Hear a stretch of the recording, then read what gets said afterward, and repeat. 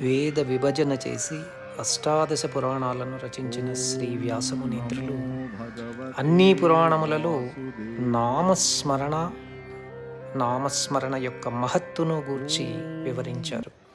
చిట్ట చివరగా తాను రచించిన శ్రీమద్భాగవత మహాపురాణం 12వ స్కందం 13వ అధ్యాయమునందలి చివరి శ్లోకంగా నామ సంకీర్తనం యస్య సర్వపాప ప్రణాశనం ప్రణామో దుఃఖ శమనస్తం నమామి హరిం పరం అన్నారు.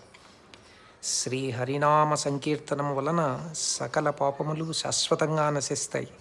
ఆ పురుషోత్తముని చరణ కమలములపై మోకరిల్లిన వారి సమస్త దుఃఖములు మటుమాయమవుతాయి.